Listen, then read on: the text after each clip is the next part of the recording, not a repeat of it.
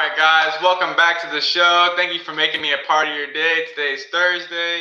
The NBA draft was last night. Cooper Flag, number one overall pick to the Mavericks. And I know I'm supposed to have a lot of strong takes about the NBA draft, but honestly, I don't really know what to make of the draft. It's a lot of projection with the NBA. And it's worth noting that boys mature a lot slower than women do. I mean, at 15, you already kind of have a good idea of how your daughter is going to be. At 17, 18 years old, you don't know if your son is going to be a valedictorian or you're going to have to get him out of juvie. So, with all of these young guys in the draft, it's really hard to determine how they're going to turn out. Although historically, number one overall picks have been a success, with the exception of a few. Markel Fultz was a total bust. DeAndre Ayton, but other than that, number one overall picks have been historically successful.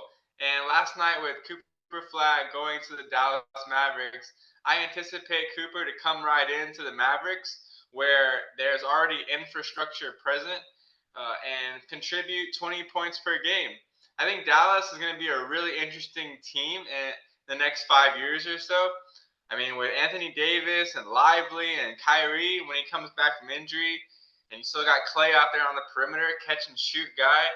Cooper Flag's going to come into that and that small forward and power forward role, and he's going to contribute. Some say he might be a better NBA player than a college player, and he might be one of the best domestic prodigies since Zion Williamson, or some might say even since LeBron. So it's going to be interesting. The Spurs received Dylan Harper in the draft with the number two overall pick. Harper is from Rutgers. He set the freshman all-time scoring record last year. I think he had like 534 points at Rutgers, averaged about 20 points per game. I like Harper's game. I think it may take him a few years to get his feet under him in the league, but now all of a sudden the Spurs have a nice stable of guards. I mean, you have Fox and Castle and now Harper. And with Wemby still developing his game, look out for the Spurs to make some noise this season. So there have been 7 different NBA champions the last 7 years. And the Thunder were just crowned the 2025 NBA champs this week. And we're seeing a lot of parity nowadays in the NBA. And I think that, quite frankly, this was the year to beat the Thunder. They were the youngest NBA champions since 1977. And due to their brilliant general manager in Sam Presti, they have the ability to be significantly better the next couple of seasons. They had 2 first-round picks in last night's draft, and players like Holmgren, who is very talented but uneven in certain games, J-Dub, who has such a ceiling but can be a disappearing act sometimes, and Caruso literally had to show these guys how to pop champagne bottles in Game 7 in their victory. So that just goes to show how young these guys are, how talented they are, but wildly uneven they are. And that's just the beauty of their youth. So the next 3 or 4 years is going to be very interesting because these young players are still developing. And I really do think that this was the year to beat the Thunder. We have transitioned out of the dynasty era, but if there is going to be another dynasty on the horizon in the NBA, I do think the Thunder are poised to be the next dynasty because of their general manager, Sam Presti. And I think now we're going to be hearing more about teams' general managers. But if you're not familiar with Sam Presti, the Oklahoma City Thunder's general manager, he is one of the sharpest minds in the sport. So he had the vision a few years ago when the Thunder were only a 22-win team to trade Paul George, to the Clippers for Shai Gilgeous-Alexander and 5 first-round picks.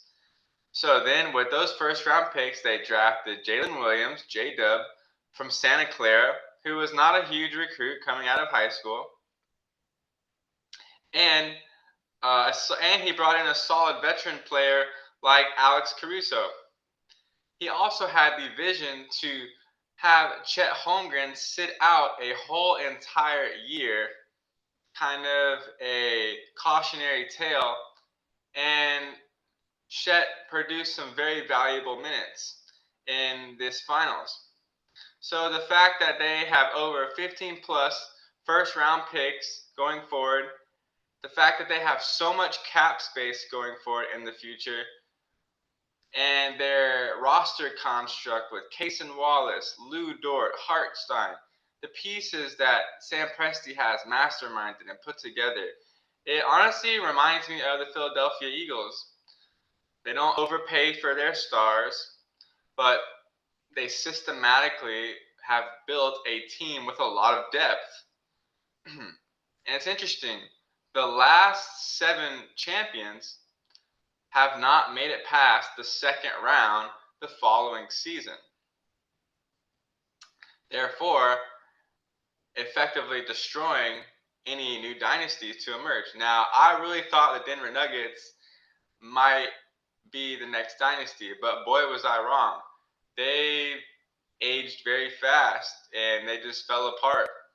Michael Malone is no longer their head coach, but that was one where I can admit that I was wrong because I really thought that the Denver Nuggets were going to be kind of maybe not a dynasty, but certainly win more than one championship.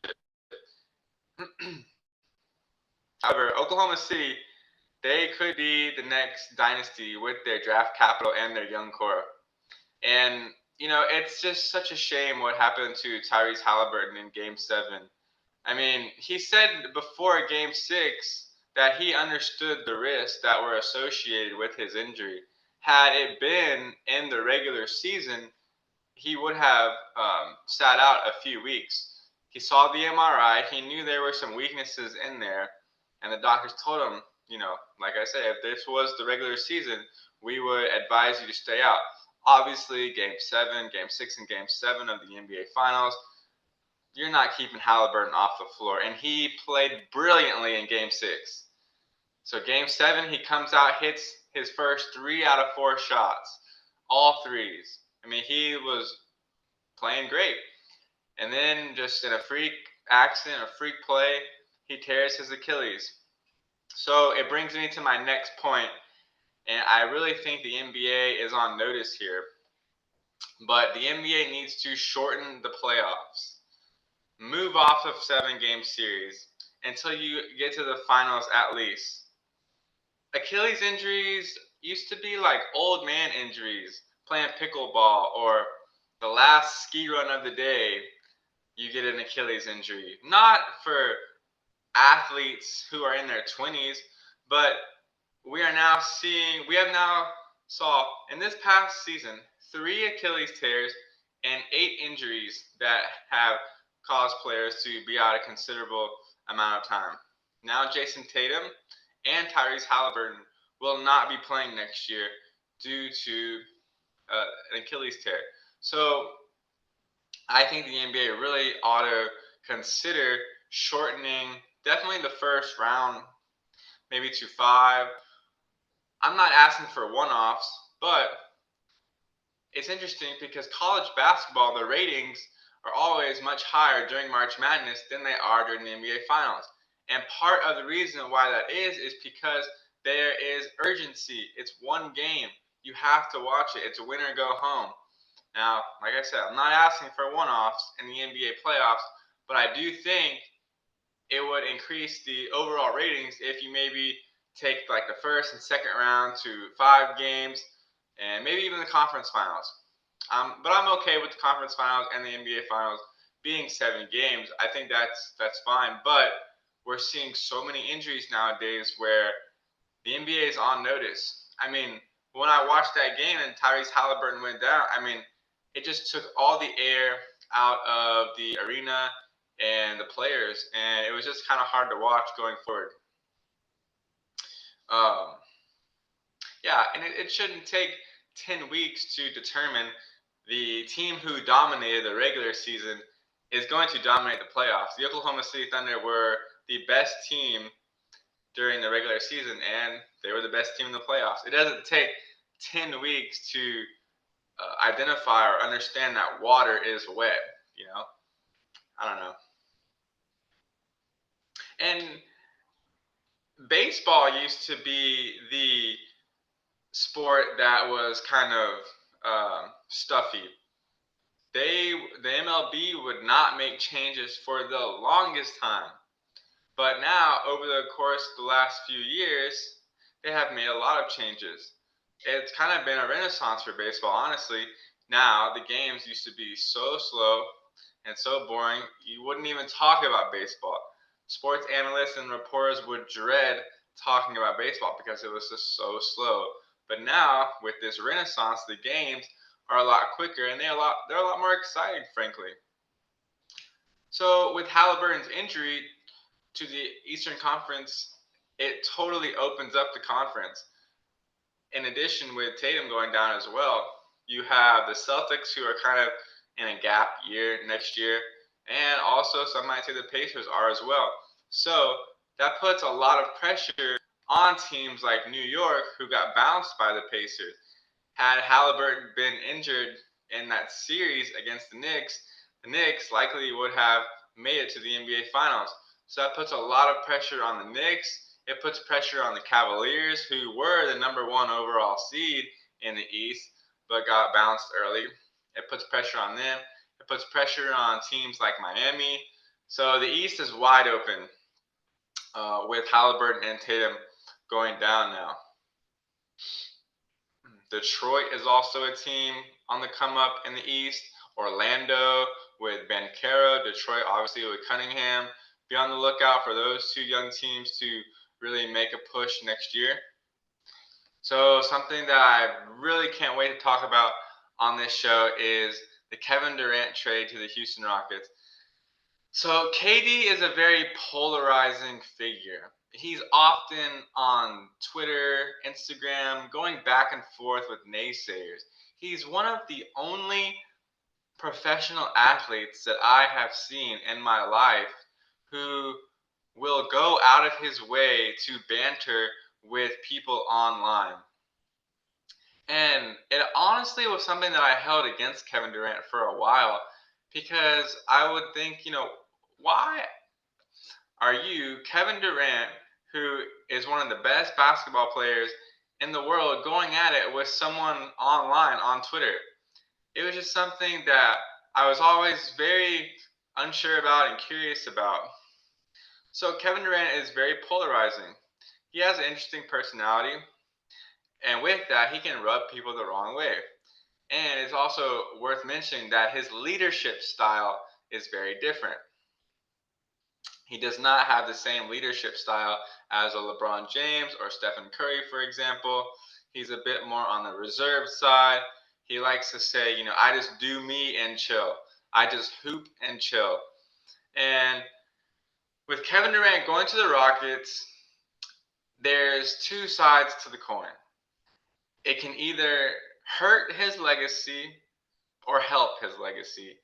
Now, there are strong arguments to be made for both. Now, on one hand, you have the people who say that Kevin Durant's legacy is already cemented. Two-time NBA Finals champion, two-time NBA Finals MVP, former league MVP, one of the greatest scorers that God has ever created. His legacy is cemented. That's one argument. Another argument is that if he goes to Houston, and when he departs from Houston in a year or two, however long he's in Houston, and the Rockets are the same or even worse than they are right now without Kevin Durant, that could potentially hinder his legacy. So hear me out. So Kevin Durant chose Houston when he sat down with Phoenix they asked him, okay, well, where would you like to go? And among his top destination cities were San Antonio, Miami, Houston. So it's not like he got traded to Houston and he doesn't want to be there. He's unhappy. No, he wants to be in Houston. And so Houston was like, okay, like, yeah, we'd love to have you. So with that, and with the amount of money that they're going to be paying him, I believe my sources have told me that the Rockets could be offering Kevin Durant a 2-year, $120 million contract. Now, whether KD accepts or declines that offer is KD's decision. And we all know KD marches to the beat of his own drum. He does what he wants to do. He's going to show up. He's going to get you that 27 points per game. He's going to go home. He's going to chill and do him. But I think with that amount of money and with the young core that the Rockets have, the Rockets need a semblance of a leader with Kevin. Kevin can't just come to Houston and say, yo, I'm Kevin Durant. I'm all world. I'm one of the best scorers ever. I'm going to show up, give you 22 a night, 27 a night, and go about my business, which is what he has kind of done in Phoenix and Brooklyn. Now, as I said, his leadership style is different already, so that's one thing to consider. He's not the most vocal, but the Rockets deserve a semblance of a leader with Kevin. He can't just show up and get buckets and that's it. He needs to make the players around him better. And that's one thing that organizations will consider when they bring in a kind of aging, older star in the mix when you already have an infrastructure with a lot of younger stars. You immediately think, well, how is the addition of a veteran like KD, given his polarization and his personality, how is that going to affect our young core? It really could either hinder their careers or assist their careers and with their development. So it's very interesting and it's kind of delicate. So on one hand, I think Kevin Durant, his legacy certainly is cemented. I mean, you can't take what he has already done away from him. But as far as advancing his career, because I think Kevin Durant is going to age very well, similarly to LeBron, but they have totally different play styles. I mean, KD is not a ball dominant, hyper athletic, freak athlete. He's going to stay on the perimeter and put up shots. That's what Houston really needs, is someone to come in and stay on the perimeter and put up shots. So with that, and KD's been in the league since he's been 19. He's now 37, but I still think Kevin Durant is going to age very well given his style of play.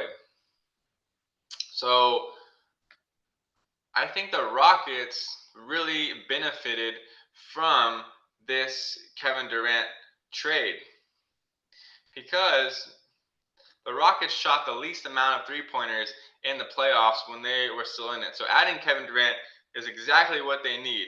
They don't need KD to be this crazy playmaker. Just catch and shoot it, bro. That's all the Rockets need.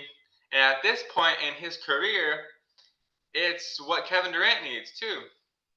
Like I said, he's been in the league since he was 19 years old. That body has a lot of wear and tear on it. So it's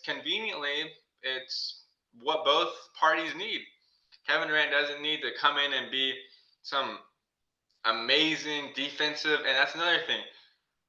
The Rockets, Amin Thompson is going to be the defensive stopper. KD won't have to be as aggressive defensively like he has been the last 6 or 7 years. And with the Rockets' young core, KD's only going to have to play maybe 60 games or so, maybe less than that. He's really only going to be really counted on, I think, in the big playoff moments. So with the Rockets' youth and their depth, which will allow KD a lot of time in the regular season to get ready for the playoffs.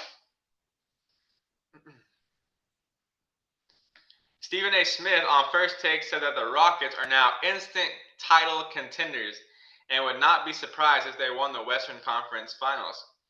With keeping Fred VanVleet and their best player Sengun and rising star like Amin Thompson and Jabari Smith, their roster construct is very good. It obviously would have been nice to keep Dylan Brooks. Brooks is kind of like that bad guy, that enforcer that would have naturally taken some pressure off of KD coming in. But KD is not really his role will not be an enforcer anyways. But certainly KD would have welcomed that opportunity to play with Brooks anyways. So according to ESPN Sporting Books, the betting book, the Rockets' title odds went from 8th in the West to second shortest odds, tied with the Cavs. They're only behind OKC. And the Heat, the Miami Heat, which I thought would be an interesting destination for Kevin to go to team up with Bam Adebayo and Tyler Hero. And also, I mean, who would not want to play in South Beach, Miami? But the Heat were unwilling to part with their young assets in the KD trade talks.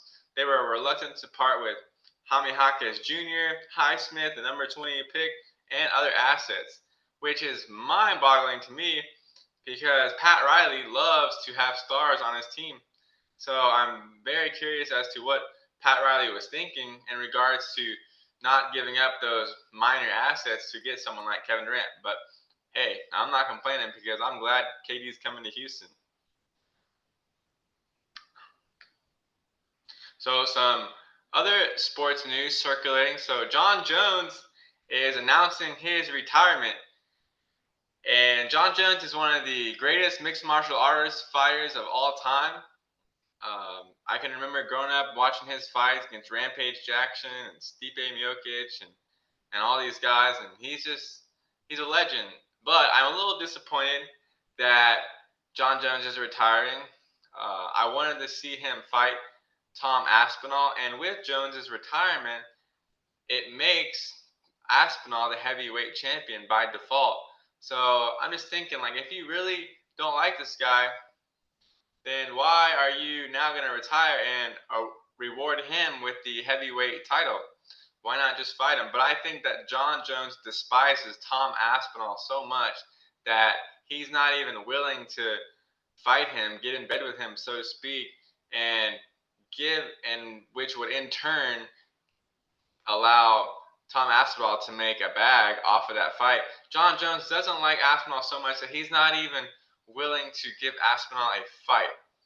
So I'm a little disappointed that we won't get to see that fight, but Jon Jones, a hell of a career and just a legend in the sport. So with the NBA season now officially over, we transition to next year, and we have football season coming up, college football.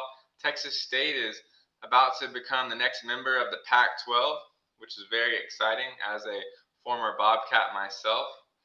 But the NBA Finals just wrapped up. All in all, it was an entertaining series. It was a basketball diehard series. I really enjoyed it.